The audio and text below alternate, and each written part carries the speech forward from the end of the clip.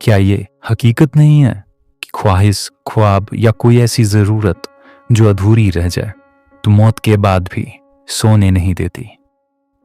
अभिषेक एक software engineer था जो अपने और अपनी फैमिली के लिए एक बहुत ही खूबसूरत बंगलो खरीदता है।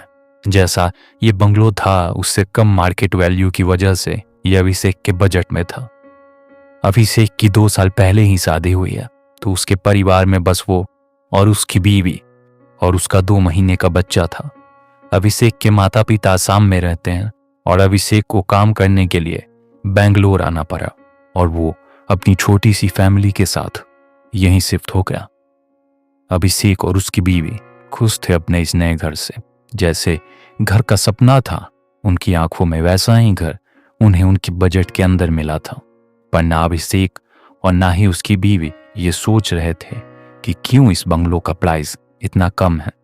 अभिषेक और उसका परिवार नए घर में शिफ्ट हो जाते हैं। कुछ महीनों की खामोशी और शांति के बाद एक दिन अचानक ही अभिषेक के बच्चे की तबीयत खराब हो जाती है। डॉक्टर से दिखाने के कुछ दिनों बाद ही बच्चा ठीक हो जाता है। पर कुछ दिन ही गुजरते हैं कि अभिषेक की जिंदगी में एक बहुत भयानक हादसा हो जाता है। एक दिन अभिषेक अपने ऑफिस से घर लौटता है और जो अभिषेक के सामने था वो बहुत ही अजीब था। अभिषेक के बच्चे को गोद में उठाए एक शख्स खेल रहा था जिसकी शक्ल बिल्कुल अभिषेक के जैसी थी। वो कुछ पूछता उससे पहले ही वो शख्स अभिषेक से कहता है, तुम्हें ऊपर कमरे में जाना चाहिए, तुम्हारी बीवी तुम्हारा इंतजार कर रही है। ये सुनते ही अभिषेक को घबराहट होती है और सीढ़ियों पे भागता हुआ वो अपने कमरे तक पहुंचता है और देखता है कि उसकी बीवी बेड पे सो रही थी। वो चैन की सांस लेता ही है कि एक हाथ उसके कंधे पे आता है।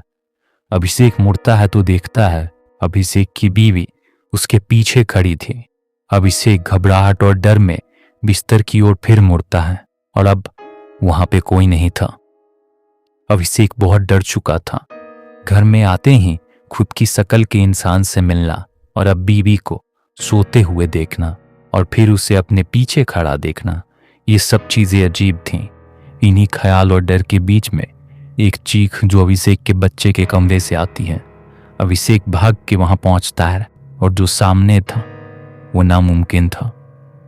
उसकी बीवी उसके बच्चे को लिए एक कोने में डरी हुई बैठी थी और उनके सामने पंखे पे 2 लाश लटकी हुई थी और वहीं जमीन पे उसके बच्चे की भी लाश पड़ी थी।